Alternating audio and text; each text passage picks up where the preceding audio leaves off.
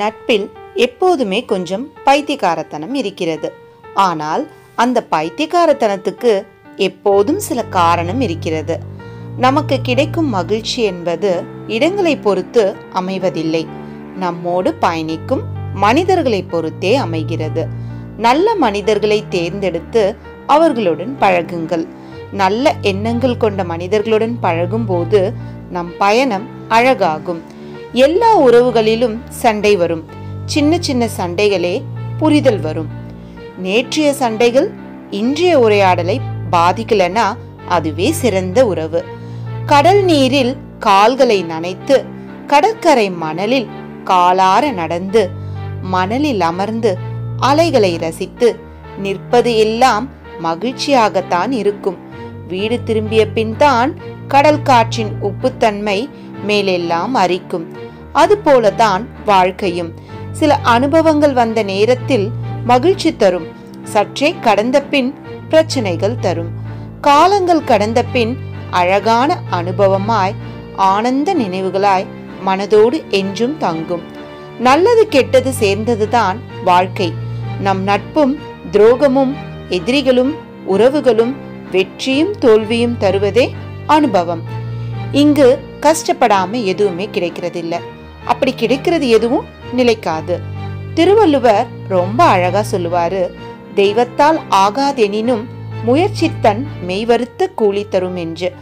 முயற்சி கூலி தரும் என்று சொல்லி இருக்கலாம், ஆனால் மெய்வருத்த கூலி தரும் அப்படின்னு ஏன் சொல்லியிருக்காருன்னு யோசிங்க. நம் உடம்ப வருத்திக்காம எதுவுமே கிடைக்காது. No pain no gain. கறந்த பால் 2 மணி நேரம் கெடாமல் இருக்கும்.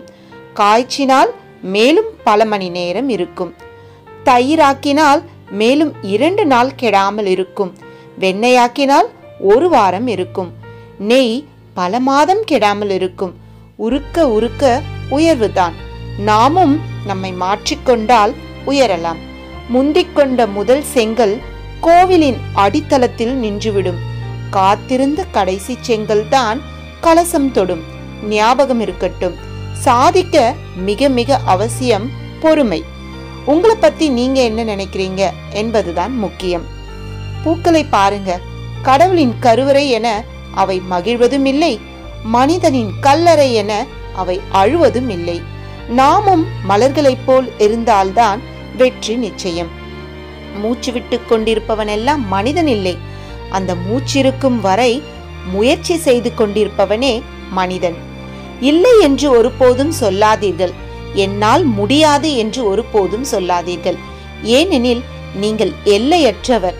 எல்லா சக்தியும் உங்களிடம் உள்ளது. உங்களால் எதையும் சாதிக்க முடியும். எதையும் அதிகம் சிந்தித்து கவலை கொள்ளாதே. ஏனெனில் கவலைகள் ஒருபோதும் தீர்வதில்லை. இதுவும் கடந்து போகும் என சிறு புன்னகையுடன் மீண்டும் தொடங்குவோம். விடாமுயற்சி என்றும் தோற்பதில்லை. வாழ்க்கையில 1000 கஷ்டம் வரும், மனசு வலிக்கும். எல்லா வலிக்கும் இசை ஒரு அதிசய மருந்து.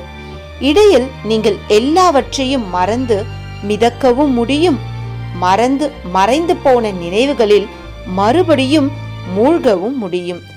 பசித்திரு, தனித்திரு, விழித்திரு, இசையோடு இசையாக கரைந்திரு. உன் உடலை ஆரோக்கியமாக வைத்திரு. மனித உடலை காட்டிலும் சிறந்த புனித ஸ்தலம் வேறு ஒன்றுமில்லை. விழுந்து கிடந்தால் சிலந்தி கூட நம்மை சிறைப்பிடிக்கும். எழுந்து நடந்தால் எரிமலையும் நமக்கு வழி கொடுக்கும். முடியாது என்று நினைத்தால் மூச்சு காற்று கூட நின்றுவிடும். முடியும் என்று நினைத்து விட்டால் மூளைக்குள் மின்சாரம் பாய்ந்து ஓடும். நம்பிக்கை என்ற நெருப்பு பொறியை மனித மனம் தாங்கி நின்றால் எண்ணியது எண்ணியவாறு நடக்கும். இடையூறுகள் எரிந்து சாம்பலாகும். சந்தோஷமாக வாழ்வதற்கு மன நிம்மதி இருந்தாலே போதும்.